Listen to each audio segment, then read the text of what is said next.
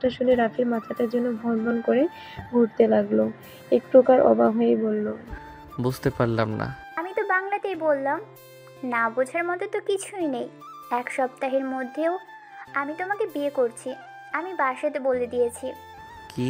তুমি কি বলছো? তোমার মাথা ঠিক আছে তো?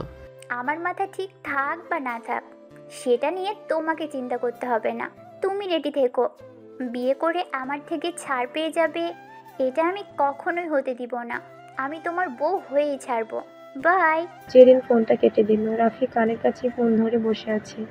জেরিনের কথাগুলো যেন বারবার কানে বাজতে লাগলো। হাজারো টেনশনের ভিতরে এবার আরও টেনশনের আগমন বার্তায় রাফির মাথা যেন কাজ করছে না।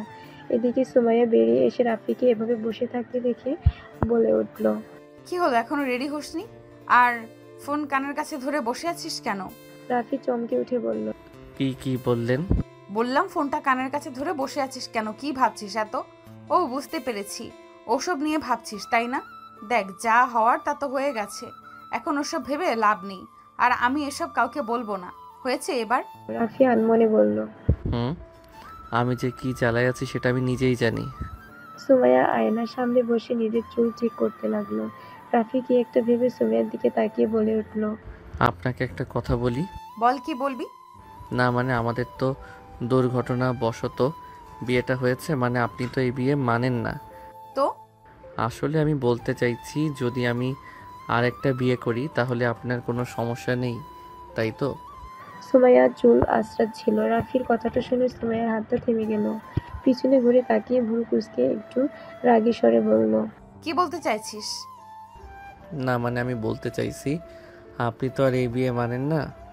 আর তাছাড়া আপনি তো বলেছিলেন একসময় আমরা ডিভোর্স নিয়ে নেব।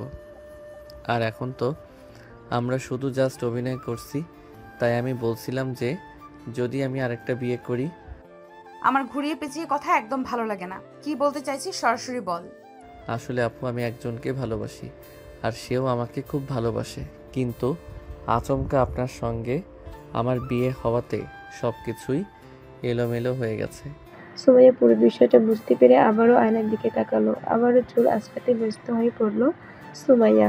শান্ত কণ্ঠে বলল, তাহলে তুই বলতে চাচ্ছিস আমাকে সতীনের ঘর করতে হবে? রাফি মনে মনে বলল, হ্যাঁ, এমন ভাব করছে যেন উনি সত্যি সত্যি আমার বউ।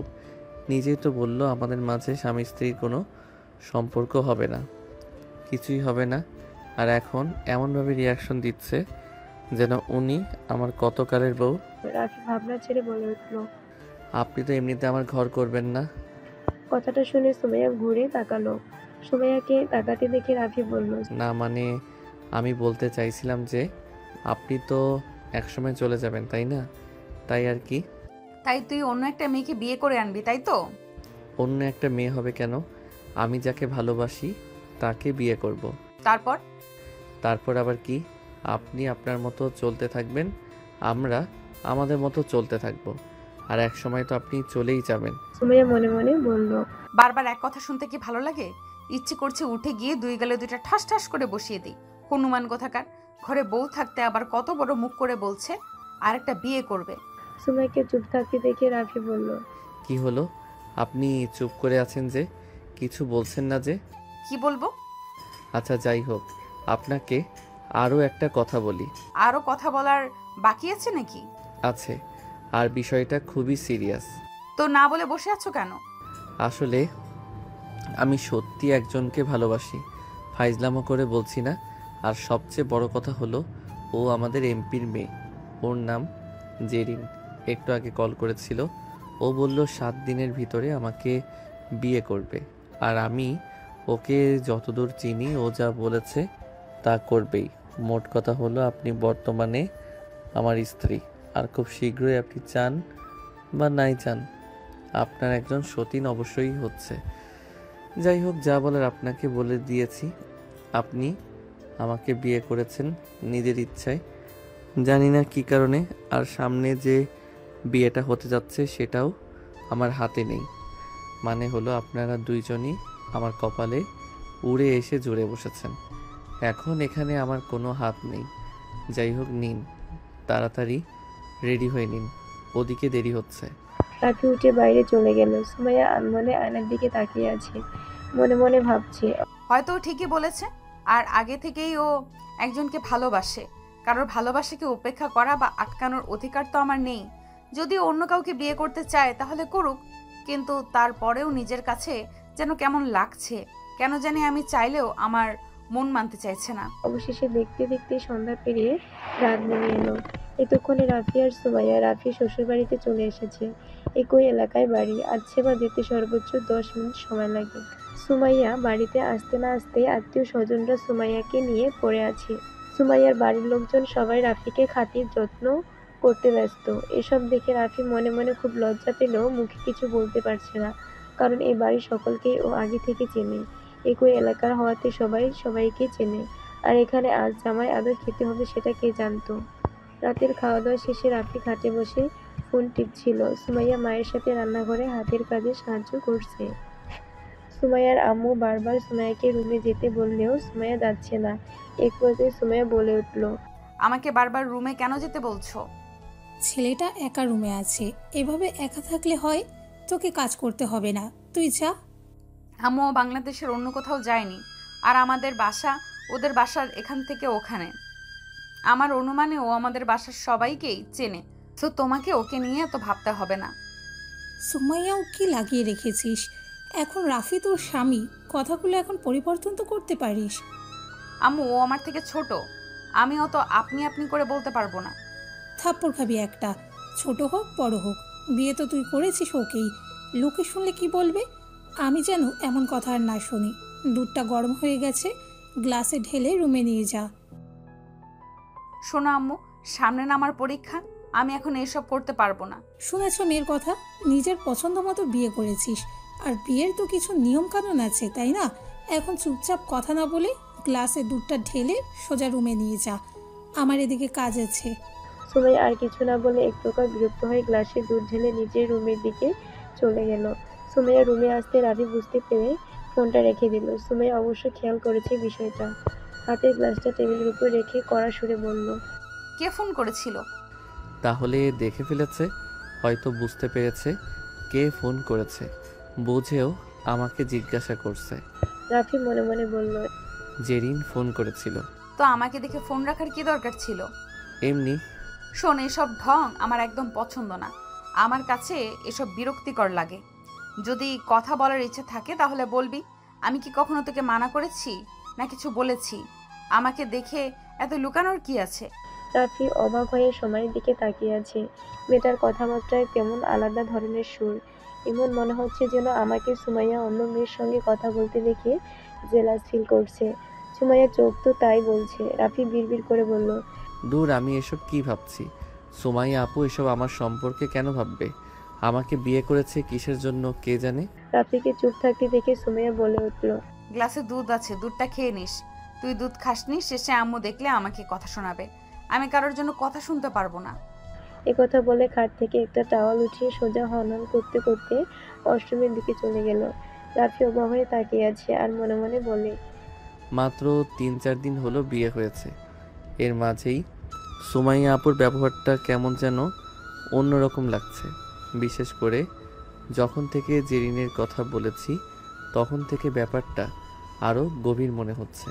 টেবিলের উপর থাকা দুধের গ্লাসটা হাতে নিয়ে রাফি দুধটা খেয়ে নিল। এদিকে ওয়াশরুমে এসে সুমাইয়া শাওয়ার সেরে শাওয়ারের নিচে ঠান্ডা পানি নিজের গায়ে নিতে লাগলো। শাওয়ারের ঠান্ডা পানি সুমাইয়ার পুরো শরীরকে যেন অবশ করে তুলেছে। তবুও ঠান্ডা পানির নিচে একভাবে দাঁড়িয়ে আছে সুমাইয়া। চোখ বুজে সুমাইয়া বিড়বিড় করে বলল, কি হচ্ছে আমার সঙ্গে? আমি ভাবতে পারিনি আমার সঙ্গে এমনটা হবে। মনে করেছিলাম বিয়েটা করে সঠিক সময় দেখে আলাদা হয়ে যাব, কিন্তু দিন যত যাচ্ছে ততই সম্পর্কের প্রতি একটা মায়া চলে আসছে। কোথায় যেন জড়িয়ে যাচ্ছি। আর ওই হনুমানটা, সে নাকি আরো একটা বিয়ে করবে।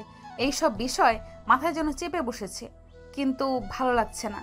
ইচ্ছে হচ্ছে হনুমানটাকে যে ইচ্ছা মতো পিটাই, তাহলে যদি আমার রাগটা একটু কমে। একটু পর শাওয়ার বন্ধ করে সুমাইয়া টাওয়াল দিয়ে চুল মুছতে মুছতে বাইরে বেরিয়ে এলো। এতক্ষণ ঠান্ডা পানি গায়ে নেওয়ার কারণে সুমাইয়া থরথর করে কাঁপছে। বুঝতেই পারিনি এতক্ষণ ঠান্ডা পানি চলছিল। মাথা যেন কাজ করছে না। রাফি খাটের উপর বসে ফোন টিপছিল।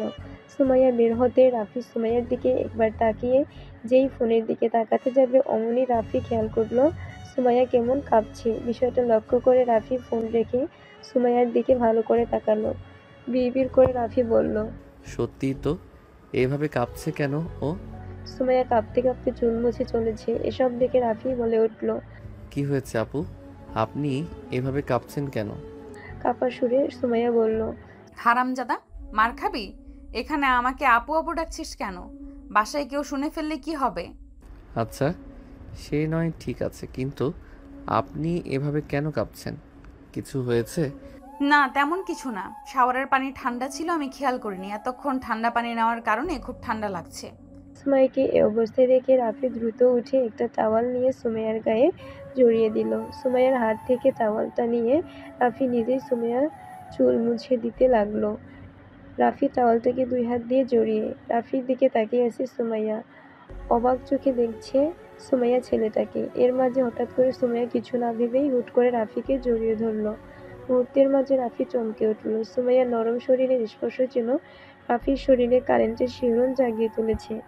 রাফি আমতা আমতা করে বলল, সুমাইয়াকে এমন আচমকা জড়িয়ে ধরেছে যে রাফি একটু অবাক হয়ে গেল। একটু শঙ্কিত মনে বলে উঠল। কি করছেন আপু? এইভাবে আমাকে? রাফির কথা শেষ না হতেই সুমাইয়া বলে উঠল, কেন? তুই তো আমার বিয়ে করা বর, তোকে জড়িয়ে ধরলে কি কোনো সমস্যা হবে? নাকি এখন তোর প্রেমিকার কাছ থেকে আমাকে পারমিশন নিয়ে আসতে হবে? রাফি কিছু বলল না। সব বিষয়গুলো কেমন জড়িয়ে পেঁচিয়ে যাচ্ছে। দিন দিন কেমন সুমাইয়া আপু আরো কাছে আসতে চলেছে। রাফির উষ্ণ শরীরে তাপ সুমাইয়ার অনেক ভালো লাগছে। এজন্য সুমাইয়া রাফিকে আরো শক্ত করে জড়িয়ে ধরল। এর মাঝে হঠাৎ বিকট একটা শব্দ চারিদিকে ছড়িয়ে পড়ল। সুমাইয়া আতঙ্কে উঠল। রাফিকে খামচে ধরে বলল, কিসের শব্দ এটা? মনে হয় আকাশে মেঘ করেছে, মেঘের গর্জনের শব্দ। তার মানে বৃষ্টি হবে? হয়তো, হতে পারে। আজকাল বৃষ্টিও কেমন অনিয়ম করে চলেছে, হুটহাট আগমনে চমকে দেয়। বৃষ্টিতে ভিজবি? সুমাইয়ার মুখে এমন বাচ্চামি কথা শুনে রাফি মুচকে হাসল। মনে মনে বলল, উপর থেকে যতটা শক্ত দেখতে মনে হয়, আসলে সুমাইয়া আপু ভেতর থেকে ততটাই নরম। সুমাইয়া আপুকে যতই দেখছি ততই অবাক হচ্ছি। দিন দিন যেন আমার সিনিয়র বউটা অনেক কিউট আর অনেক সুন্দরী হয়ে চলেছে। এমনিতে আপু অনেক সুন্দরী, কিন্তু আমার চোখে যেন দিন দিন তা বেড়েই চলেছে। রাফি সুমাইয়ার নিঃশ্বাস অনুভব করতে পারছে। এভাবে জড়িয়ে ধরে থাকায় এক মুহূর্তের জন্য রাফির ইচ্ছে হলো সুমাইয়াকে জড়িয়ে ধরার। 2 হাত দিয়ে জড়িয়ে ধরতে গিয়েও আটকে গেল। পরক্ষণে হাত নামিয়ে মনে মনে বলল, আমি জড়িয়ে ধরলে হয়তো রাগ করতে পারে, শেষে এমন সুন্দর মুহূর্তটা নষ্ট হয়ে যাবে। হঠাৎ করে জেরিনের কথা মনে পড়ল রাফির। দিন দিন কেমন সুমাইয়া আপুর সঙ্গে জড়িয়ে পড়ছি। ওইদিকে জেরিন বসে আছে, যাকে আমি ভালোবাসি। একদিকে আপু, অন্যদিকে জেরিন। কি করা উচিত আমার? একদিকে আমার বউ, অন্যদিকে আমার প্রেমিকা। এবার মনে হচ্ছে সত্যি সত্যি আমার দুজনকেই সমানভাবে ভালোবাসতে হবে। এছাড়া দ্বিতীয় কোনো উপায় আমার সামনে নেই। কিন্তু এটা কি সুমাইয়া আর জেরিন দুজনে মানবে? এর মাঝে দরজায় নক করার শব্দে রাফির ভাবনা থেকে মন সরল। সুমাইয়াকে বলল। কেউ এসেছে? সুমাইয়া রাফিকে ছেড়ে দিয়ে খাটের উপরে গিয়ে বসলো। রাফি এসে দরজা খুলতে সুমাইয়ার আম্মু বলল, বাবা, রাতের খাবার রেডি হয়ে গেছে, তুমি আর সময় এসো, খেয়ে নেবে। ওদিকে আকাশ মেঘ করেছে, হয়তো বৃষ্টি হতে পারে। আর বাংলাদেশের যা অবস্থা, আকাশে একটু মেঘ দেখলেই কারেন্ট উধাও হয়ে যায়। আচ্ছা, আমরা আসছি। সুমাইয়ার আম্মু চলে গেলে রাফি ভিতরে এসে সুমাইয়াকে বলল। খেতে ডাকছে? সুমাইয়া কিছু বলল না। একটা কম্বল টেনে শুয়ে পড়ল সুমাইয়া। রাফি বলল, কি হলো, খাবেন না? না, আমার ক্ষুধা নেই, তুই খেয়ে নে। কেন, ক্ষুধা নেই? সেটা তোকে বলতে হবে? রাফি বিড়বিড় করে বলল, এই মেয়েটার সময় সময়তে কি হয় কে জানে। এই কত সুন্দর নরম মনে হয়ে যায়, আবার একটু পরেই অদ্ভুত রকমের আচরণ করে। এই ভালোবাসে, আবার এই দূরে সরিয়ে দেয়। আসলেই মেয়েদের বোঝা অনেক কঠিন। রাফি আর কিছু বলল না, সোজা খেতে চলে গেল। সুমাইয়া কম্বলটাকে গায়ে আরো শক্ত করে জড়িয়ে শুয়ে পড়ল। খাবার টেবিলে এসে রাফি বসে পড়ল। সুমাইয়ার আম্মু বলল, সুমাইয়া কোথায়? আন্টিও বলল খাবে না, বলল ক্ষুধা নেই। আন্টি? আমি এখন তোমার আন্টি? রাফি মুচকি এসে বলল, সরি, আসলে অভ্যাস নেই তো। সারা জীবন তো আপনাকে আন্টি বলেই ডেকেছি, হুট করে বিয়ে হয়ে যাওয়াতে এখনও সব কিছু সামলে উঠতে পারিনি। এরপর থেকে যেন মনে থাকে আমি এখন থেকে সুমাইয়ার যেমন আম্মু, ঠিক তোমারও আম্মু। ওকে, কী রান্না করেছেন আজকে? সুমাইয়ার আব্বু বাজার থেকে ইলিশ মাছ এনেছে, খেয়ে দেখো কেমন হয়েছে। আর একদম লজ্জা পাবে না, এখন তো এটাও তোমার বাড়ি, তাই না? নিজের বাড়ির মতো যা লাগে নিয়ে খাও। আমি একটু ছাদে যাচ্ছি, মনে হয় বৃষ্টি আসবে, জামা কাপড়গুলো ভিজে যাবে। আচ্ছা ঠিক আছে।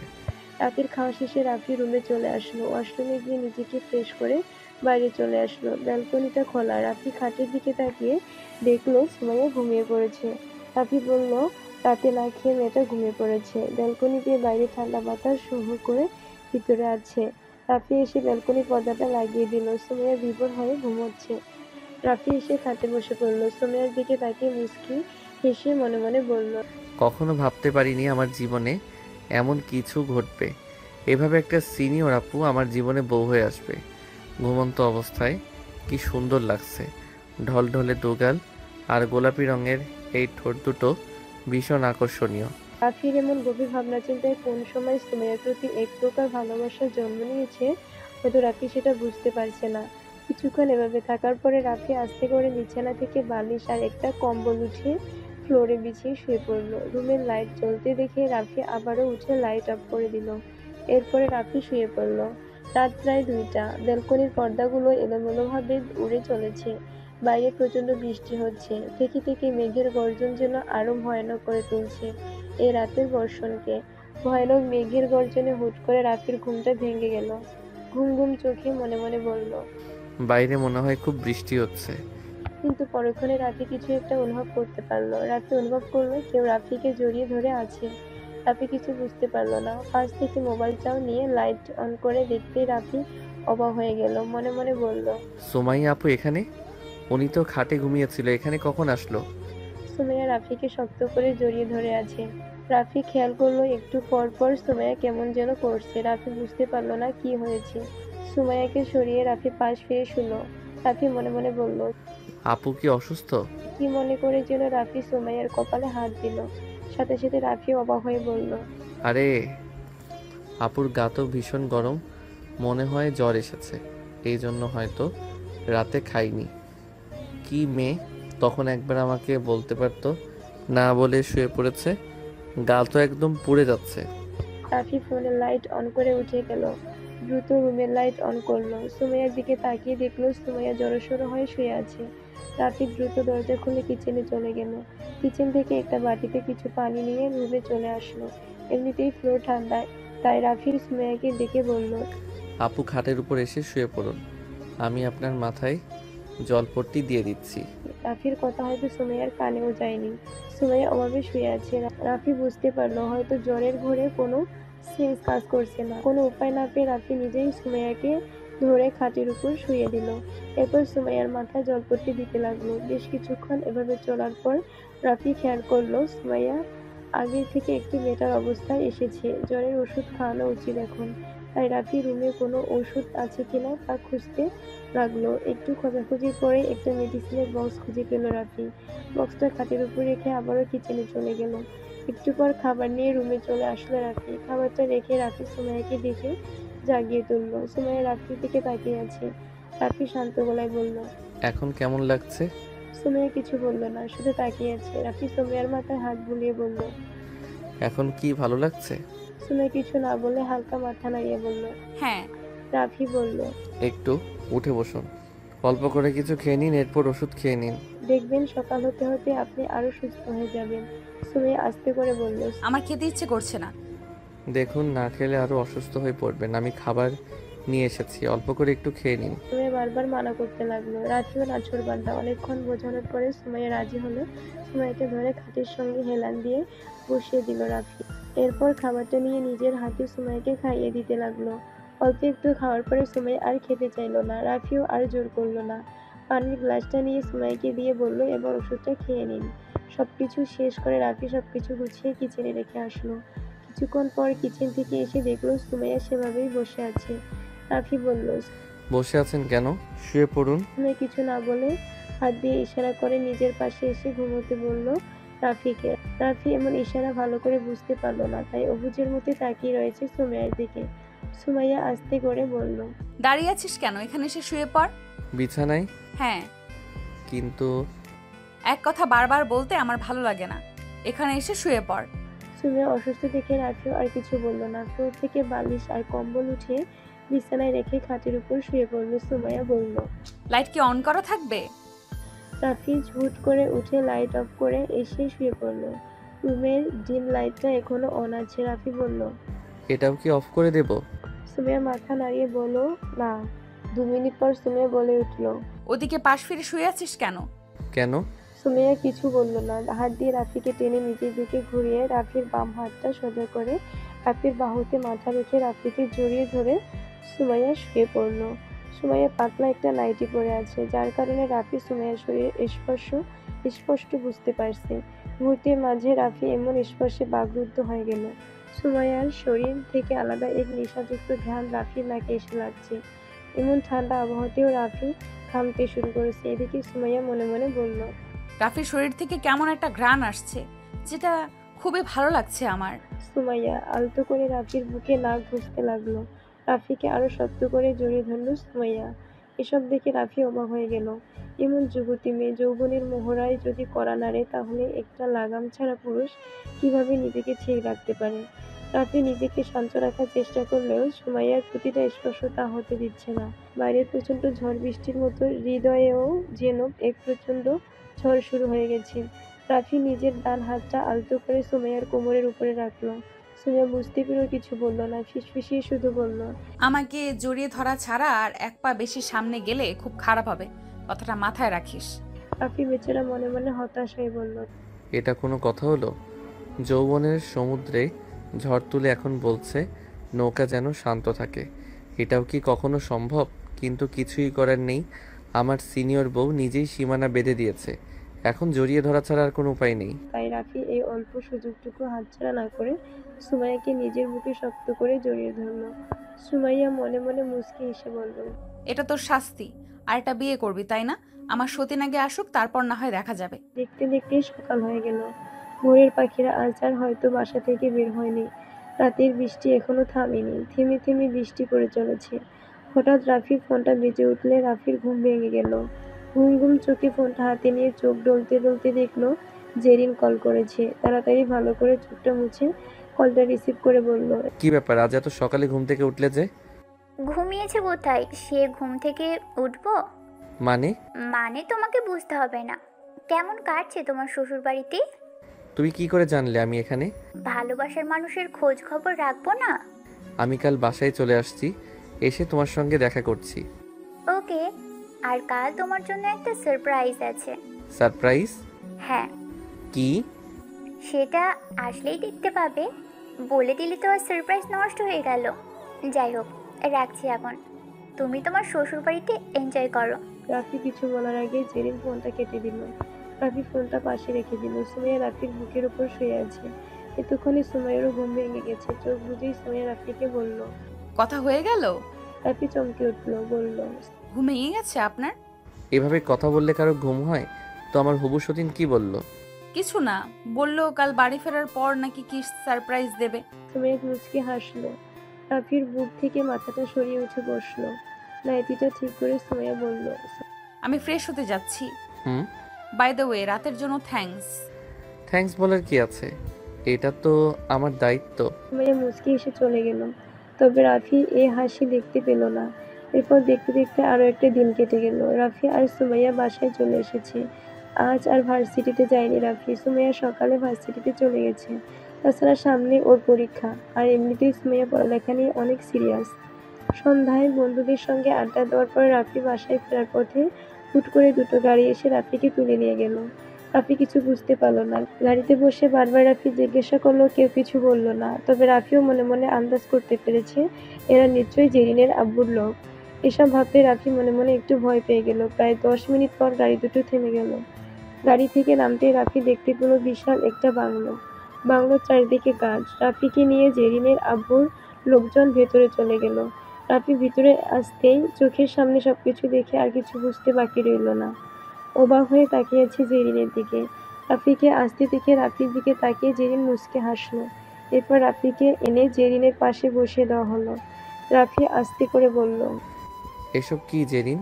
জেরিন মুচকে এসে বলল। সারপ্রাইজ। রাফি অবাক হয়ে বলল। সারপ্রাইজ? এখানে আবার কিসের সারপ্রাইজ? জেরিন মুচকে এসে বলল। আমাকে দেখে তোমার কি মনে হয়েছে, নাকি বুঝেও না বুঝের ভান করছো? রাফি জেরিনকে ভালোভাবে দেখে আসলেই বিষয়টা বুঝতে পারল। জেরিন লাল বেনারসি শাড়ি পরে আছে। সোফার সামনে টেবিলে কিছু কাগজপত্র রাখা, আর ঠিক তার পাশেই একজন মুরব্বী লোক হাতে একটা বইয়ের মতো জিনিস নিয়ে বসে আছে। চিনতে একদম ভুল হলো না, তিনি একজন কাজী সাহেব। তার মানে জেরিন সত্যি সত্যি রাফিকে বিয়ে করার জন্য এখানে তুলে নিয়ে এসেছে। নিজের ভালোবাসার মানুষকে একদিন এভাবে তুলে নিয়ে এসে বিয়ে করবে, সেটা কখনো হয়তো রাফি ভাবতে পারেনি। কিন্তু না ভাবলেও সেটা এখন বাস্তবে হচ্ছে। রাফি নিজে থেকে এগিয়ে গেল, সামনে এসে জেরিনের কাছে বসে জেরিনের দিকে অপলক দৃষ্টিতে তাকিয়ে আছে রাফি। মেয়েটা মন থেকে অনেক নরম। রাফি মনে মনে বলল। আমি জানি জেরিন যা করছে তা ও শুধু আমাকে পাবার আশায়। ও কখনো নিজের বাবার ক্ষমতার বা টাকা পয়সার অহংকার করেনি। একদম সাদাসিধে একটা মেয়ের মতো চলাফেরা করে, কিন্তু আমাকে পাবার নেশায় ও এসব করছে। ওকেই কিবা দোষ দেব? এতগুলো দিন আমাদের রিলেশন ছিল। একটা মেয়ে যদি একটা ছেলেকে মন প্রাণ সব দিয়ে দেয়, তাহলে সে মরে গেলেও ছেলেকে হারাতে দেবে না। আর জেরিন এখন সেটাই করছে। আমিও যে কেমন নিয়তি নিয়মে বাধা পড়ে গেছি সেটা জানি না। রাফিকে এভাবে তাকিয়ে থাকতে দেখে জেরিন বুঝতে পারল না রাফি কি ভাবছে, কেন ভাবে এক পলকে আমার দিকে তাকিয়ে আছে। জেরিন বলল। এভাবে তাকিয়ে কি দেখছো? রাফি মুচকে হাসলো। জেরিনের মুখের উপর থেকে হাত দিয়ে চুলগুলো সরিয়ে কানের পাশে গুজে দিল। ডান হাত দিয়ে জেরিনের মুখে হাত রেখে রাফি মুচকি হেসে বলল। লাল বেনারসি শাড়িতে তোমাকে সুন্দর লাগছে, যেন একদম লাল পরি। মিথ্যা প্রশংসা করছো তাই না? পাগলি মেয়ে, তুমি সেই মেয়ে যাকে আমি প্রথম মন দিয়েছি। তুমি সেই মেয়ে যাকে আমি প্রথম ভালোবেসেছি। তুমি সেই মেয়ে যার জন্য আমি প্রতিটা রাত জেগে স্বপ্ন দেখেছি। তুমি সেই মেয়ে যাকে পাবার আশায় না জানি কতটা প্রহর গুনেছি। আর সেই ভালোবাসার মানুষটিকে নিয়ে মিথ্যা প্রশংসা করব এতটাও খারাপ আমি না। রাফির কথাগুলো শুনে জেরিনের চোখ দুটো পানিতে ছলছল করছে। কান্নার আওয়াজ না বের হলেও এমন মনে হচ্ছে যেন এখনই আকাশ ভেঙে বৃষ্টি শুরু হবে। জেরিনের এমন মুখ দেখে রাফি জেরিনকে আলতো করে নিজের বুকে জড়িয়ে নিল। এবার আর জেরিন নিজেকে আটকাতে পারল না, হাউমাউ করে কেঁদে দিল। রাফির শার্টটা খামচে ধরে জোরে জোরে কান্না করতে লাগলো, কান্নারত কণ্ঠে বলতে লাগলো।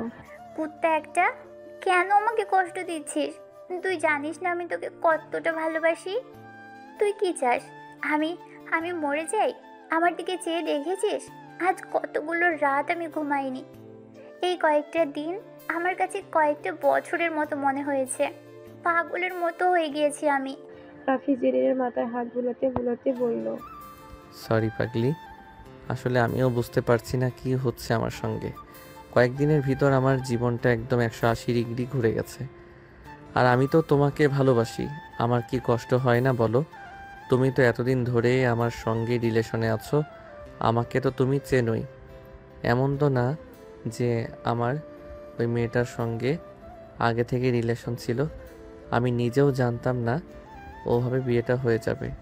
ওনার একটা মিথ্যা কথার কারণে আজকের এই সব কিছু ঘটছে। রাফি জেরিনকে তুলে ওর চোখের পানি মুছে দিয়ে বলল। তো এখন কি করতে হবে? আমার এই পাগলিটাকে বিয়ে করতে হবে, তাই তো? জেরিন কিছু না বলে ছোট বাচ্চাদের মতো মাথা নাড়াতে লাগলো। রাফি মুচকি হেসে বলল। তুমি যেমনটা চাইবে তেমনটাই হবে, চলো বিয়ে করে নেই। কথাটা শুনে যে মুচকি হেসে দিল, রাফির হাতটা শক্ত করে ধরে কাজী সাহেবকে বলল। আঙ্কেল, আপনি বিয়ে পড়াতে শুরু করুন। তখনই রাফি বলল। তোমার বাসায় জানে? হ্যাঁ জানে। ওনারা থাকবে না? আব্বু বলেছে সঠিক সময় দেখে বড় করে অনুষ্ঠান করবে। এখন আপাতত এভাবে বিয়েটা করে নিই। আচ্ছা, তাহলে আর কি, নিন কাজী সাহেব শুরু করুন। দেখতে দেখতে রাফি আর জেরিনের বিয়েটা হয়ে গেল। অফিসিয়ালি জেরিন এখন রাফির বউ। বিয়ে শেষে জেরিন বলল। চলো এখন বাসায় যাওয়া যাক। রাফি আকাশের দিকে তাকিয়ে একটা বড় নিঃশ্বাস ছেড়ে বলল। বাসায়, তাই না? হ্যাঁ বাসায়। বাসায় না গেলে কোথায় যাবে? আর এখন থেকে তো তোমার বাসা মানে আমার বাসায়। চলো বাসায়, তোমার সতীন অপেক্ষায় আছে হয়তো। ওদিকে আমি আব্বু আম্মুকে কিভাবে ম্যানেজ করব সেটাই খুঁজে পাচ্ছি না। আগে তো চলো, আঙ্কেল আন্টিকে আমি ম্যানেজ করে নিব। আর রইলো আমার সতীন, সে তো তোমার বড় বউ, তাকে তুমি ম্যানেজ করে নেবে। জেরিনের মুখে এমন কথা শুনে রাফি একটু অবাক হয়ে গেল। অবাক করা কণ্ঠে বলে উঠল, আমি ম্যানেজ করব? আর তুমি বলছো বড় বউ? হ্যাঁ, তুমি ওকে আগে বিয়ে করেছো, আর তাছাড়া বয়সেও বড়। এত বড় বই তো হলো, তাই না? না জানি বাসায় গেলে কি হবে। এত ভয় পাচ্ছ কেন? পুরুষ মানুষ হয়ে এত ভয় পেলে হয়? আগে বাসায় চলো। এদিকে বাসায় সুমাইয়া ড্রয়িং রুমের সোফায় বসে আছে। সামনের সোফায় রাফির আব্বু আম্মু বসে আছে। শরীফ সাহেব একটু রেগে বলল, কি বলছো তুমি এসব? আমি তো কিছুই বুঝতে পারছি না। আমিও তো বুঝতে পারছি না। আমার ছেলে তোমার সঙ্গে প্রেম করতো, আবার আরও একটা মেয়ের সঙ্গে প্রেম করতো। হ্যাঁ, এসব আমি পরে জানতে পেরেছি। আর ওই মেয়ের কথা ভেবে আমি সবকিছু মেনে নিয়েছি। হয়তো এতক্ষণে আপনার ছেলে ওই মেয়েকে বিয়ে করে ফেলেছে। আর আমার যতদূর মনে হয় ওরা বাসায় চলে আসবে একটু পর। শুধু আপনাদের কাছে একটা রিকোয়েস্ট, ওরা আসলে ওদেরকে কিছু বলবেন না। আমাকে যেমন আপনারা মেনে নিয়েছেন, ওদেরকেও মেনে নেবেন। আর এখানে ওই মেয়েটার তো কোনো দোষ নেই। আমি যখন মেনে নিয়েছি তখন আর কিছু বলার দরকার নেই। শরীফ সাহেব মাথা হাত দিয়ে বলে উঠল, একটা বিয়ে করতে না করতে আরেকটা বিয়ে? একজনের সাথে রিলেশন করে আবার অন্যজনের সাথে রিলেশন? একটা বউ বাসায় রেখে আবার আরেকটা নিয়ে আসছে। স্ত্রীর দিকে তাকিয়ে বলল, তোমার ছেলে কি বিয়ে করার প্রতিযোগিতায় নেমেছে নাকি? এর কয়দিন পরে দেখা যাবে ওই হারামজাদাটা আরো একটা বিয়ে করে বাসায় নিয়ে এসেছে। এভাবে চলতে থাকলে তো বাসায় আর বউয়ে আটবে না। রাফির আম্মু বলল, আমাকে বলছো কেন? তোমার ছেলেকে বলো, আমি কি এসব জানতাম নাকি? আব্বু আম্মু, এসব থাক এখন। আপনারা আর এই নিয়ে কিছু বললেন না। নতুন বউ আসছে, ওকে ঘরে তোলার ব্যবস্থা করি। সে না হয় করলাম, কিন্তু আত্মীয় স্বজনদের কি বলবো?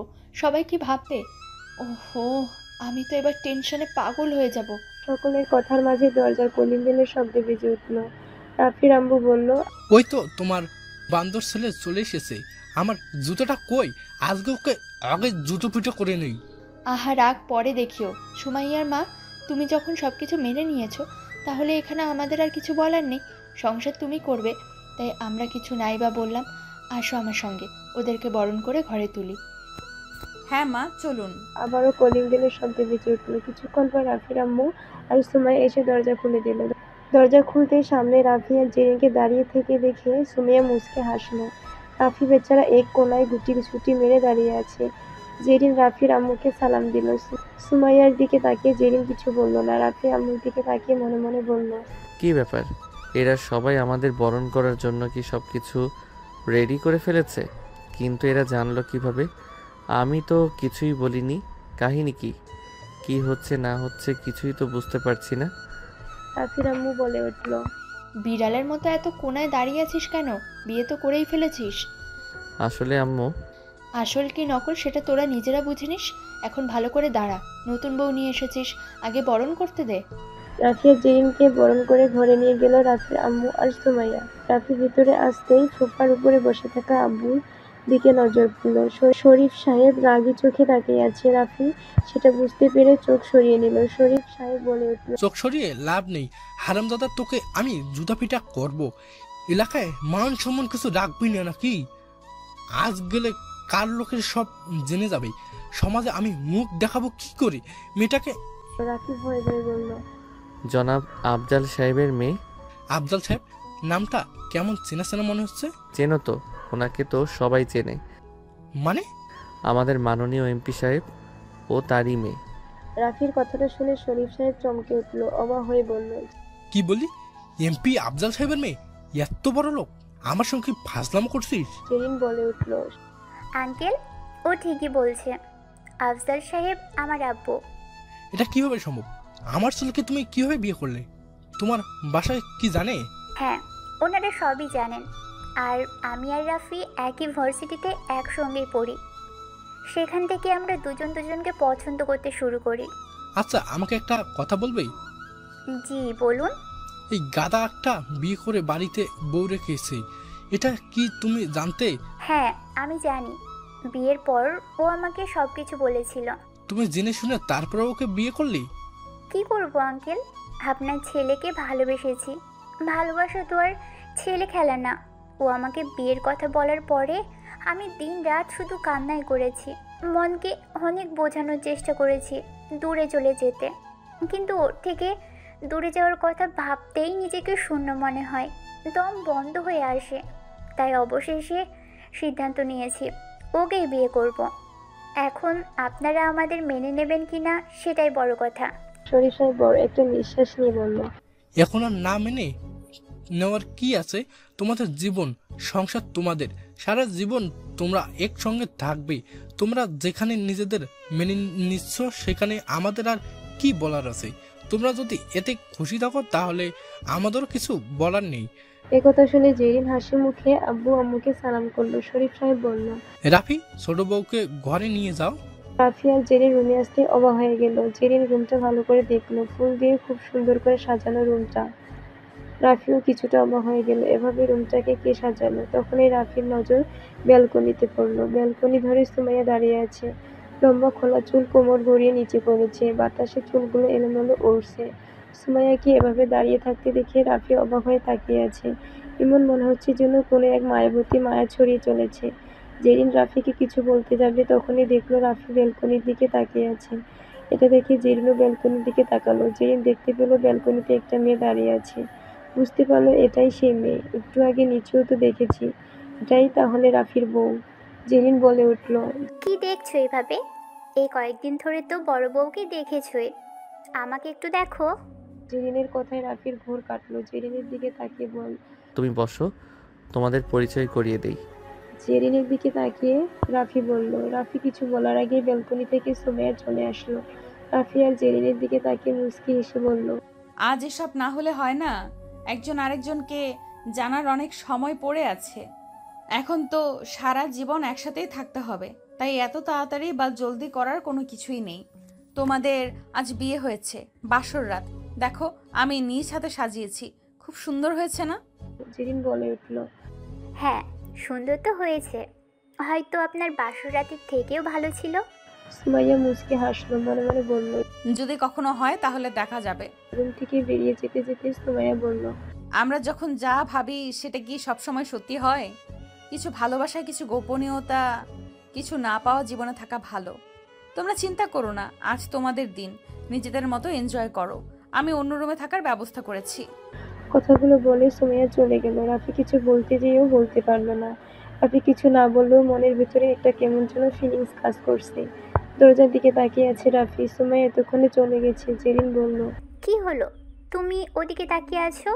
না, এমনি। বুঝেছি, বড় বউয়ের প্রতি ভালোবাসাটা একটু বেশি মনে হয়েছে। রাফি মুচকি হেসে জেরিনের পাশে এসে বসলো। জেরিনের চোখে চোখ রেখে বলল, আজ আমাদের বাসর রাত এভাবে কি কথা বলে কাটিয়ে দেবে? জেরিন একটু লজ্জা পেয়ে গেল, মুচকি হেসে বলল, তো আর কি করার ইচ্ছে আছে নবাবের? বাসর রাতে সবাই যা করে। সবাই কি করে? কাছে আসো, বুঝিয়ে দিচ্ছি। জেরিন রাফিকে ধাক্কা দিয়ে উঠে গেল। ওয়াশরুমে যেতে যেতে বলল, আগে ফ্রেশ হয়ে আসি, তুমিও জামা কাপড় ছেড়ে নাও, এখনই ধৈর্য হারালে হবে? এই কথা বলে জেরিন ওয়াশরুমে চলে গেল। এদিকে সুমাইয়া অন্য রুমে এসে একটা বই হাতে বসে আছে।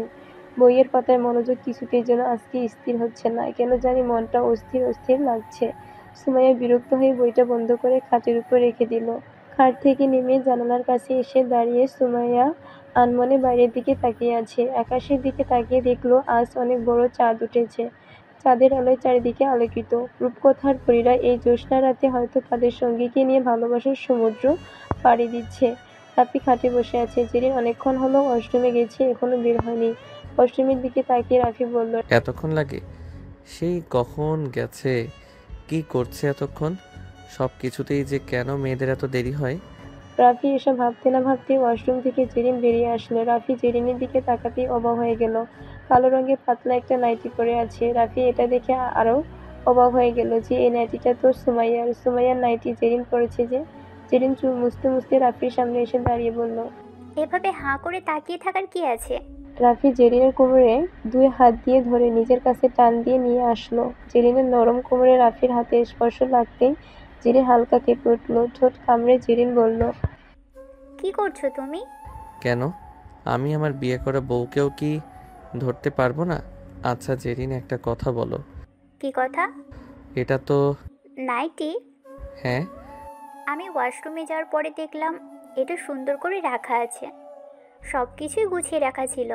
আর আমার কাছে তো কোনো নাইটি নেই এখন, বাসা থেকেও তো নিয়ে আসিনি, তাই এইটাই পরে নিলাম। কেন, ভালো লাগছে না? না তা না, আসলে এটা সুমাইয়ার নাইটি মনে হচ্ছে। ওহ, এই কথা। এখানে মনে হওয়ার কি আছে? ওয়াশরুম তো তোমার, আর বাসায় তোমার দুইটা বউ। এখানে তো অন্য কেউ নেই যে এটা অন্য কারো নাইটি হবে। অফকোর্স এটা তোমার বড় বউয়ের। রাতে ফিল করতে পারছো নাইটি থেকে সুমাইয়া আপুর গায়ের ঘ্রাণ আছে। রাফি আনমনে জেরিনের পেটে নিজের নাক লাগিয়ে নাইটির ঘ্রাণ নিতে লাগলো। জেরিন রাফির এমন স্পর্শে কাতরে উঠল। হাত থেকে টাওয়ালটা নিচে পড়ে গেল। জেরিন রাফির মাথায় হাত দিয়ে রাফিকে খামচে ধরল। রাফি মুহূর্তের জন্য নিজের কন্ট্রোল হারিয়ে ফেলতে চলেছে। একদিকে নাইটি থেকে সুমাইয়া আপুর গায়ের ঘ্রাণ রাফিকে পাগল করে তুলছে, অন্যদিকে জেরিনের শরীরের ঘ্রাণ সেই পাগলামিকে আরো দ্বিগুণ করে তুলছে। রাফি হালকা একটু নাইটি খুলে অবাক হয়ে জেরিনের নাভির দিকে তাকিয়েছে। কি অপূর্ব লাগছে! রাফি হাত দিয়ে জেরিনের নাভি স্পর্শ করতেই জেরিন যেন কারেন্টের শক খেল। একটা পুরুষের স্পর্শ এতটা ভয়ানক হতে পারে সেটা হয়তো জেরিন আগে বুঝতে পারেনি। রাফির সামান্য স্পর্শ পুরো শরীর যেন আয়ত্তের বাইরে চলে গেছে। শরীরে রক্ত যেন দিক বিদিক ছোটাছুটি করছে। ক্রোমোজোম এর উত্তেজনার ঢেউ বইছে। জেরিন সহ্য করতে না পেরে রাফিকে দুই হাত দিয়ে ধরে নিজের পেটের সঙ্গে খুব জোরে জড়িয়ে নিল। রাফি দুই হাত জেরিনের উন্মুক্ত কোমরে ধরে হালকা একটু চাপ দিতে জেরিনের মুখ থেকে হালকা একটু শব্দ বের হলো। জেরিনের মুখ থেকে এমন শব্দ শুনে রাফির উত্তেজনা যেন আরো বেড়ে যাবে। রাফি জেরিনের কোমর চেপে ধরে নাভির উপরে হালকা করে একটু চুমু দিল। সঙ্গে সঙ্গে জেরিনের পুরো শরীর শিহরণে কাঁপতে লাগলো। হঠাৎ করে জেরিন রাফিকে দূরে সরিয়ে দিয়ে দৌড়ে ব্যালকনির কাছে চলে গেল। ব্যালকনি ধরে বড় বড় নিঃশ্বাস নিয়ে চলেছে জেরিন। পুরো শরীর ঘেমে নিয়ে উঠেছে। বুকের ভেতর হৃৎপিণ্ডটা যেন লাফালাফি শুরু করে দিয়েছে। রাফি বুঝতে পারলো জেরিন এখনো প্রস্তুত না, তাই নিজেকে শান্ত করে উঠে দাঁড়িয়ে গেল। রাফি আস্তে আস্তে জেরিনের কাছে এসে পিছন থেকে জেরিনকে জড়িয়ে ধরে জেরিনের গলায় একটা হালকা চুমু খেয়ে বলল, আমার ছোট বউ মনে হয় এখনো প্রস্তুত না, মনে হচ্ছে আরো কিছু সময় লাগবে। জেরিন লজ্জায় লাল হয়ে উঠেছে। মুচকি হেসে আস্তে করে বলল, এমন অনুভূতি আমি এর আগে কখনো অনুভব করিনি, এমন সুখ আমি এর আগে কখনো কল্পনা করিনি। যৌবনের সুখ তার শখের পুরুষের আদরে কতটা ভয়ঙ্কর রূপ ধারণ করে সেটা আমি আগে জানতাম না, তবে এখন বুঝতে পারছি। পাগলি মেয়ে একটা, রাত তো অনেক হয়েছে, আসো ঘুমাবে। আচ্ছা, একটা কথা বলবে? কি কথা? তোমার বড় বউয়ের সঙ্গে তোমার বাসরাতে এসব হয়েছে বুঝি? তোমার কি মনে হয়? এখানে মনে হওয়ার কি আছে? আমি তো শুধু জানতে চাইছি, তোমার বিয়ে করা বউ, তোমার অধিকার তো আছে। আর তাছাড়া ভরা যৌবনে দুটো দেহ কখনোই কি দূরে থাকতে পারে? লোহা আর চুম্বক যেমন একে অপরকে নিজের কাছে টানে, তেমনি এই যৌবন নারী পুরুষকে কি করে আলাদা থাকতে দেয়? সত্যি বলতে তোমার সতীনের সঙ্গে আমার এসব কিছুই হয়নি। সত্যি? হ্যাঁ, বাসরাতে তোমার সতীন সারা রাত বই নিয়ে পড়েছিল। কোথায় বাসর আর কোথায় কি। কথাটা শুনে জেরিন মুচকি হাসলো। এদিকে সুমাইয়া জানলার গা ঘেঁষে দাঁড়িয়ে আকাশের দিকে তাকিয়ে আছে। কেন জানি আজ মন অশান্ত, ঘুমাচ্ছে না, ভীষণ খারাপ লাগছে।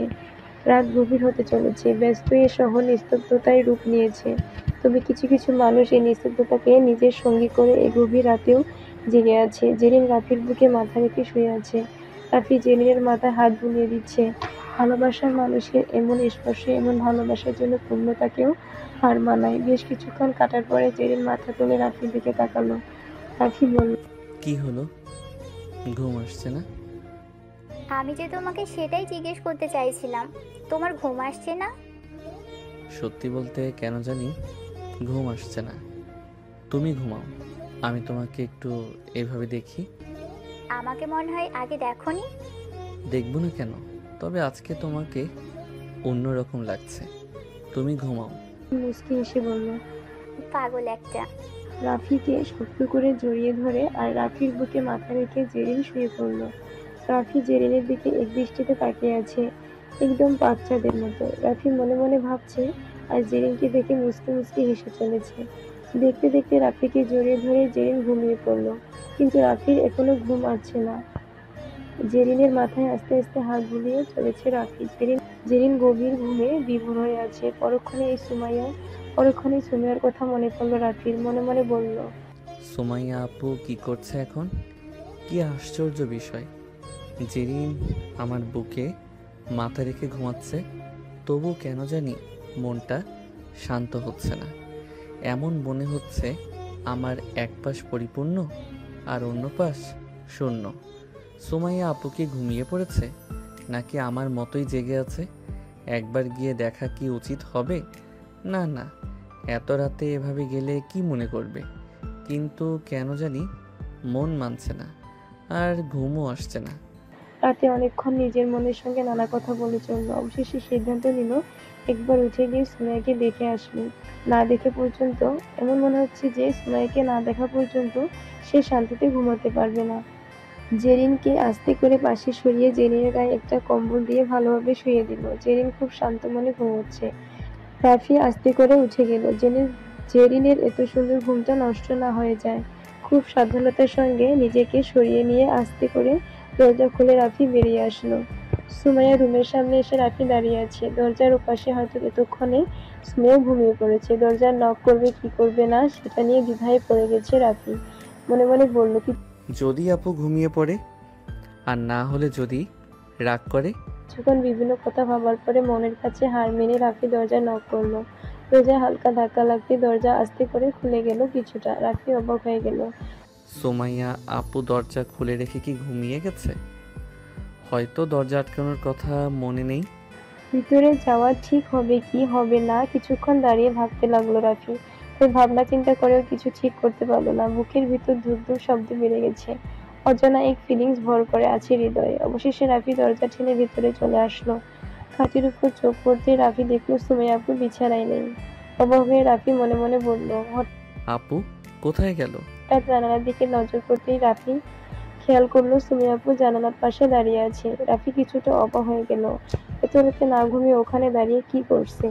রাফি মনে মনে বলল। কাছে যাব নাকি এখান থেকেই ডাক দিব?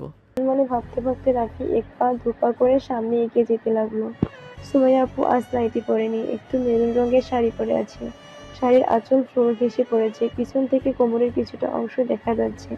রাফি কয়েক সেকেন্ড সেখানে তাকিয়ে রইল। হাত দিয়ে ছুঁয়ে দেখার ইচ্ছে হলেও সেটার সাহস নেই রাফির। কিছুটা শঙ্কার আর ভীত মনে রাফি হালকা কাশি দিয়ে উঠল। জানালার পাশে দাঁড়িয়ে বাইরের দিকে তাকিয়ে থাকা সুমাইয়া মুচকে হাসলো। গোলাপি ঠোঁটের এই সামান্য বাঁকা হাসি যদি কোনো পুরুষ এই নিস্তব্ধ রাতে উপলব্ধি করতো, তাহলে হয়তো সে পুরুষ হাজারো বছর ধরে এই মায়া কাটিয়ে উঠতে পারতো না। সুমাইয়ার কোনো কথাবার্তা না দেখে রাফি নিজেই আস্তে করে বলল, আপনি ঘুমাননি এখনো? সুমাইয়া কিছু বলল না, একভাবেই তাকিয়ে আছে আগের মতো। কথার কোনো উত্তর না পেয়ে রাফি আবারও বলল, সুমাইয়া কি হলো, কথা বলছেন না যে? আপনি এখনো জেগে আছেন কেন? ঘুমাননি এখনো? শান্ত কণ্ঠে বাড়ির দিকে তাকিয়েই বলল। তোর না আজ বাসরাত, এখানে কি করছিস? রাফি একটু মুচকি হেসে বলল, বিয়ে করেছি দুটো, ঘরে বউ আমার দুইটা। তাহলে আমি এক বউয়ের সঙ্গে কিভাবে বাসর করতে পারি? এক বউকে রেখে অন্য বউয়ের সঙ্গে বাসর করা, এটা কি ঠিক হবে? সুমাইয়া মুচকি হাসলো, বলল, প্রথম দিন রাতে কি বলেছিলাম ভুলে গেছিস? এসব কথা বলার সাহস হয় কি করে তোর? বলেছিলাম না কখনো স্বামীর অধিকার দেখাতে আসবি না। কথাগুলো ভুলে গেছিস? রাফি একদম সুমাইয়ার পিছনে চলে আসলো। সুমাইয়ার মুহূর্তের মধ্যে কেঁপে উঠলো, শিহরণে শক্ত করে জানালা চেপে ধরলো। রাফি সুমাইয়ার চুলে ঘ্রাণ নিতে নিতে বলল, আমি ওসব কথা ভুলে যেতে চাই। আমি চাই আপনি আমার বউ হয়ে থাকুন। আমি চাই আপনি সারা জীবন আমার পাশে থাকুন। আমি আপনাকে আমার করে পেতে চাই, ভালোবাসতে চাই আপনাকে। আমাকে কেন? তোর তো ভালোবাসার মানুষ হয়েছে, তাই না? আছে তো, হয়তো আমার অতটুকুতে পোষাবে না। আপনি ছাড়া হয়তো সেই ভালোবাসা পরিপূর্ণতা পাবে না। একথা বলতে বলতে রাফি সুমাইয়ার ঘাড়ে নিজের নাক ঘষতে লাগলো। বাম হাত দিয়ে চুলগুলো সরিয়ে সুমাইয়ার পিঠে হালকা করে একটা চুমু দিল। সুমাইয়া আবারও কেঁপে উঠল, তবে কিছু বলল না। চোখ বুজে যেন রাখির কাছে নিজেকে মিলিয়ে দিল। সুমাইয়ার এমন আত্মসমর্পণে রাফি একটু সাহস পেল। সুমাইয়াকে নিজের দিকে ঘুরিয়ে সুমাইয়ার মুখ থেকে চুলগুলো সরাতে রাফি অবাক হয়ে গেল। সুমাইয়ার চোখে পানি। রাফি চমকে উঠল। কিছু না ভেবে সুমাইয়াকে ছেড়ে রাফি সরে গেল। রাফি মনে মনে বলল, আমি কি কোনো ভুল করে ফেলেছি? হয়তো এভাবে কাছে আসা উচিত হয়নি। হয়তো সুমাইয়া আপু কষ্ট পেয়েছে। আর যত কিছুই হোক, এভাবে ওনার চোখের পানি দেখে নিজেকে কেমন অপরাধী বলে মনে হচ্ছে। বলে উঠল, সরি, আমি বুঝতে পারিনি আমার জন্য আপনি কষ্ট পাবেন। আপনি প্লিজ কান্না করবেন না। আপনার কান্না করা দেখলে আমার একদম ভালো লাগে না। আমি মানছি আমার ভুল হয়েছে। এভাবে আপনার কাছে আসা উচিত হয়নি। কথা দিচ্ছি, এরপর আপনার অনুমতি ছাড়া আমি কখনোই আপনার কাছে আসব না। কথাগুলো শুনে সুমাইয়া মুচকে হাসলো। রাফির সামনে এসে 2 হাত দিয়ে রাফির মুখটা ধরে রাফির কপালে নিজের উষ্ণ ঠোঁটের ছোঁয়া এঁকে দিল। রাফি সুমাইয়ার চোখের পানি মুছে দিয়ে বলল, কি হয়েছে? আপনি কান্না করছেন কেন? কিছু না, এই চোখের পানি কষ্টের না, এই চোখের পানি তৃপ্তির। মানে? এত মানে তোকে বুঝতে হবে না। ছোট বউ কি করে? ঘুমিয়েছে। বাসরাতে ঘুমিয়েছে? রাফি একটু মন খারাপ করেই বলল, কি আর করার, আমার কপালটাই খারাপ। বিয়ের পরে বড় বউ বাসরাতে বই নিয়ে পড়েছিল, আর ছোট বউ বিভোর হয়ে ঘুমাচ্ছে। আমার কপালে আর বাসর করা হলো না। কত স্বপ্ন ছিল বিয়ের পরে চুটিয়ে বাসরাত করব, কিন্তু বাসরাত তো দূরের কথা, বিয়ে একটা না 2টা করলাম, এরপরেও বাসরাতের কোনো দেখা পেলাম না। রাফির কথাগুলো শুনে সুমাইয়া খিলখিল করে হেসে দিল। রাফি অবাক হয়ে এ হাসি দেখছে। রাফির চোখ যেন মুগ্ধতায় ভরে গেছে। কি অপরূপ হাসি! রাফি আনমনে বলে উঠল, বাহ, আপনার হাসিটা খুব সুন্দর। এত সুন্দর করে হাসতে পারেন আপনি? কই, কখনো তো বলেননি। পাহাগল একটা। সৌন্দর্য কি বলে বোঝানো যায়? সৌন্দর্যকে তো অনুভব করতে হয়, মনে ধারণ করতে হয়, হৃদয় দিয়ে সৌন্দর্যকে আগলে রাখতে হয়, তাহলে সৌন্দর্যকে উপলব্ধি করা যায়। তাই? তবে সত্যি বলতে আমি কেন জানি আপনার প্রতি প্রতিনিয়ত দুর্বল হয়ে পড়ছি।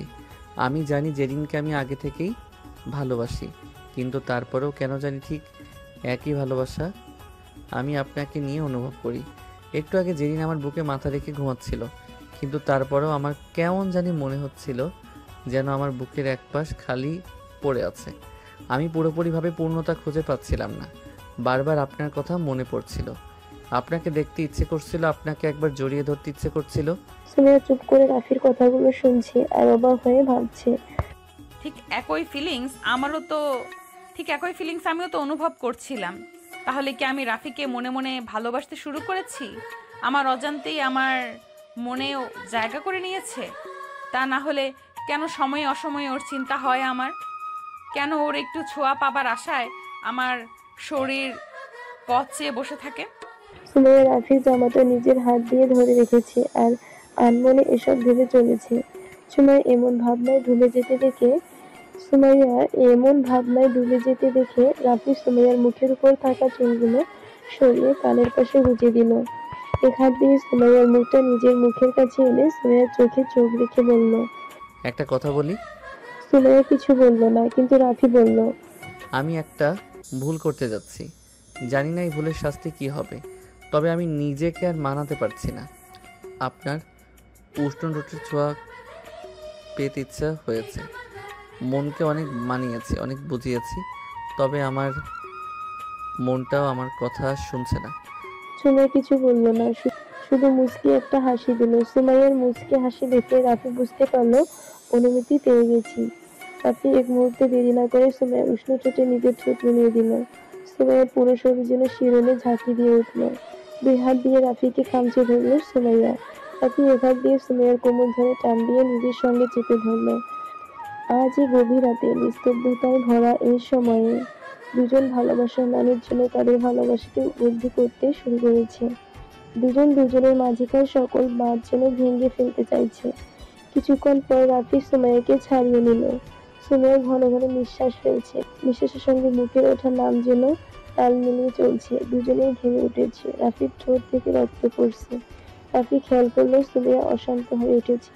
যেমন সমুদ্রের উত্তাল ঢেউ শূন্যছাড়া হয়ে পড়ে, ঠিক তেমনি সুমাইয়ার চোখে সেই ভয়ঙ্কর সমুদ্রের ঢেউয়ের মতোই ভালোবাসাগুলো চাওয়া পাওয়ার খেলায় নিজেকে আমন্ত্রণ জানাচ্ছে। রাফি নিজেকে শান্ত করলো, মনে মনে বলল, এখন এসব করা হয়তো ঠিক হবে না, তবে আমার এই পাগলি বড় বউটাকে কিভাবে সামলাবো? দেখে তো মনে হচ্ছে আমাকে আর ছাড়বে না। ওর চোখে নেশা ভর করছে, দেহের প্রতিটা স্নিগ্ধ গন্ধের রেশ এবং আর নিশ্চুপ সময় অন্য কিছু বার্তা বহন করছে। রাফিকে এমন কিছু হতে দেখে সুমাইয়া একটু অবাক হয়ে গেল, সাথে বিরক্তিও হলো। রাফি কিছু বলার আগেই সুমাইয়া রাফির কলার ধরে টান দিয়ে নিজের কাছে নিয়ে এসে বলল, রাফি তোর ঠোঁট থেকে তো রক্ত বের হচ্ছে। তো হবে না? কিস করতে গিয়ে যদি আমার ঠোঁটটাকে খেয়ে ফেলতে চান তাহলে তো কাটবেই। তাই না? আমাকে দূরে সরিয়ে দিলি কেন? আমার কিন্তু এখনো মন ভরেনি। নিজের বউকে এইভাবে অতৃপ্ত রাখা ঠিক না, বুঝতে পারলি? সুমাইয়াকে নিজের বুকে টেনে নিল, সুমাইয়াকে জড়িয়ে ধরে বলল, আমার মনে হয় এখনই এসব করা উচিত না। কেন? সামনে আপনার পরীক্ষা, আপনার স্বপ্ন পড়ে আছে।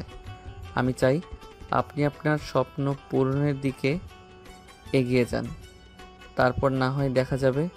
কি করে স্বপ্ন পূরণ হবে? সারাদিন তো তোর টেনশন নিয়েই থাকি। মাথার ভেতর তুই বসে থাকিস, মনের ভেতর তুই থাকিস। আমার মাথা আর মনে তোর চিন্তায় পড়াশোনা এখন আর ঢুকেই না।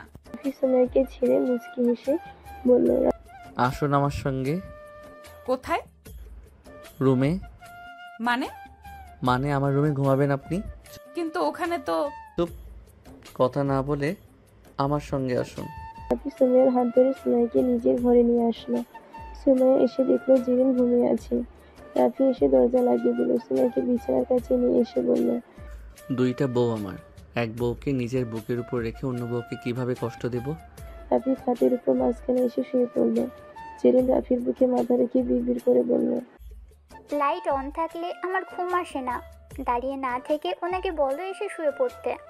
জেরিনের কথা শুনে রাফি চমকে উঠল, মনে মনে বলল, পড়লে একটা কিছু বলে ম্যানেজ করা যাবে, কিন্তু এখনই কট খেয়ে যাব সেটা ভাবতে পারিনি। তবে রাফি এটা ভেবে আর অবাক হচ্ছে যে জেরিন সবকিছু জানতে পেরেও কিছু বলছে না, উল্টো অনুমতি দিচ্ছে। রাফি মনে মনে একটু খুশিও ভালো ভাবলো রাফি মনে মনে একটু খুশিও হলো, ভাবলো এরা দুইজন যদি দুজনকে মেনে নেয় তাহলে তো আমার জন্য খুব ভালো হবে, তাহলে তো আমার জন্য খুবই ভালো হবে। বাহ, বাসর রাতে একবারে দুইটা বউয়ের সাথে হবে। রাফি বলল, দাঁড়িয়ে আছেন কেন? কি বললো ছোট বউ, শুনলেন না? সুমাইয়া আর দাঁড়িয়ে না থেকে লাইট অফ করে এসে শুয়ে পড়ল। রাফি সুমাইয়াকে টান দিয়ে নিজের বুকে এনে বলল, এবার ঠিক আছে, এবার শান্তিতে ঘুম আসবে। দুই বউকে বুকে নিয়ে রাফি মুচকে মুচকে হাসতে হাসতে ঘুমিয়ে পড়ল।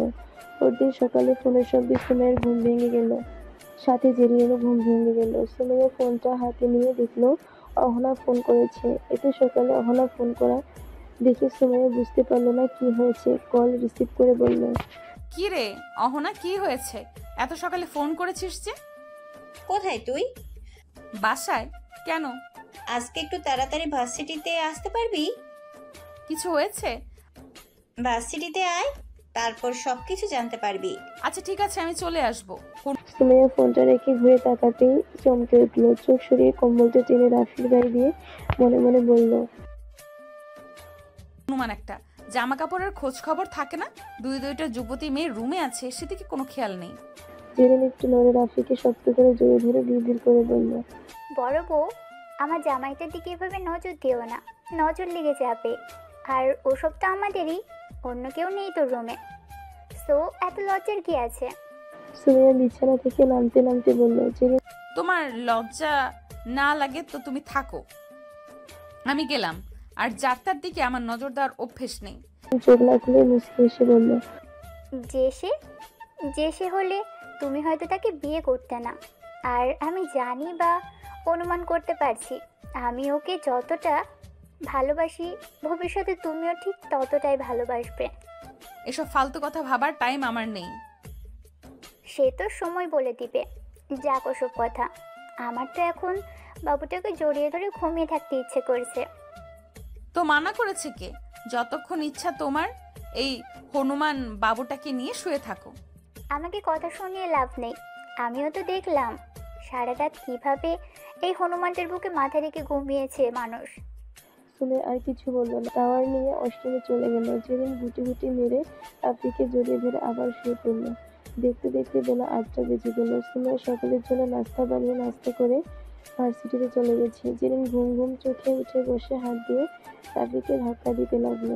ঘুম থেকে উঠতে বলে টাওয়াল নিয়ে দুলতে দুলতে ওয়াশরুমের দিকে চলে গেল। জেরিন ফ্রেশ হয়ে এসে দেখলো রাফি এখনো ঘুমিয়ে আছে। মনে মনে বলল, মানুষ এত ঘুমোতে পারে? সেই কখন ডেকে গেছি, এখনো ঘুম থেকে ওঠার কথা নেই। জেরিন টাওয়াল দিয়ে নিজের চুল মুছতে মুছতে রাফির পাশে বসলো। নিজের ভেজা চুল রাফির মুখের উপর রেখে মুচকি মুচকি হাসতে লাগলো।